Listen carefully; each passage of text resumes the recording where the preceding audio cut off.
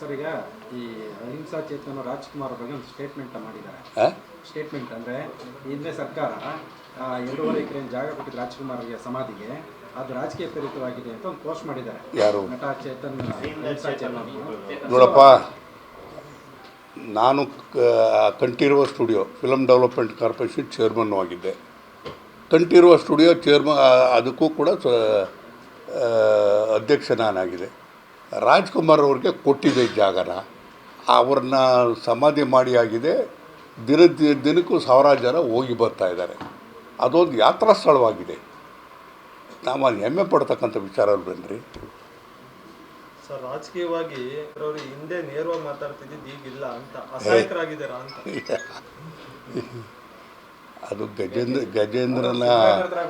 ಗಜೇಂದ್ರನ ಮನಸ್ಥಿತಿ ಆ ಥರ ಇದೆ ಅಷ್ಟೇ. ಏನಾದರೂ ನಿಮಗೆ ನೋಟಿಸ್ ಏನಾದರೂ ಹೈಕಮಾಂಡ್ ಏನೋ ಸೂಚನೆ ಕೊಟ್ಟಿದೆ ಮಾತಾಡಬಾರ್ದು ಅಂತ? ನೋಡಿ, ನಾವು ಪಕ್ಷದ ಶಿಸ್ತಿನ ಸಿಪಾಯಿ. ಪಕ್ಷದ ಆಂತರಿಕವಾದಂಥ ವಿಚಾರಗಳನ್ನ ಮಾಡಬೇಕಾದಾಗ ದೂರದೃಷ್ಟಿ ಇಟ್ಕೊಂಡು ನಾವು ಮಾತನಾಡಬೇಕು. ಗುಡ್ ನ್ಯೂಸ್ ಸಿಗಲಿ ಸರ್. ಸರ್ ಈಗ ಈ ಅಹಿಂಸಾ ಚೇತನ ರಾಜ್ಕುಮಾರ್ ಬಗ್ಗೆ ಒಂದು ಸ್ಟೇಟ್ಮೆಂಟ್ ಮಾಡಿದ್ದಾರೆ. ಸ್ಟೇಟ್ಮೆಂಟ್ ಅಂದರೆ ಹಿಂದೆ ಸರ್ಕಾರ 2.5 ಎಕರೆ ಜಾಗ ಕೊಟ್ಟಿದ್ದು ರಾಜ್ಕುಮಾರ್ಗೆ ಸಮಾಧಿಗೆ, ಅದು ರಾಜಕೀಯ ಪ್ರೇರಿತವಾಗಿದೆ ಅಂತ ಒಂದು ಪೋಸ್ಟ್ ಮಾಡಿದ್ದಾರೆ. ಯಾರು? ನಟ ಚೇತನ್.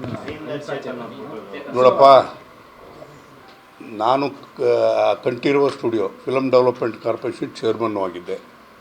ಕಂಠೀರವ ಸ್ಟುಡಿಯೋ ಅದಕ್ಕೂ ಕೂಡ ಅಧ್ಯಕ್ಷ ನಾನಾಗಿದೆ. ರಾಜ್ಕುಮಾರ್ ಅವ್ರಿಗೆ ಕೊಟ್ಟಿದ್ದೆ ಜಾಗನ, ಅವ್ರನ್ನ ಸಮಾಧಿ ಮಾಡಿ ಆಗಿದೆ. ದಿನಕ್ಕೂ ಸಾವಿರಾರು ಜನ ಹೋಗಿ ಬರ್ತಾಯಿದ್ದಾರೆ.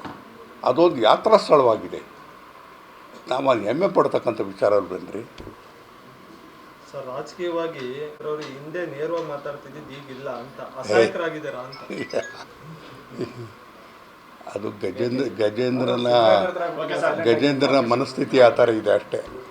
ಏನಾದರೂ ನಿಮಗೆ ನೋಟಿಸ್ ಏನಾದರೂ ಹೈಕಮಾಂಡ್ ಏನೋ ಸೂಚನೆ ಕೊಟ್ಟಿದೆ ಮಾತಾಡಬಾರ್ದು ಅಂತ? ನೋಡಿ, ನಾವು ಪಕ್ಷದ ಶಿಸ್ತಿನ ಸಿಪಾಯಿ.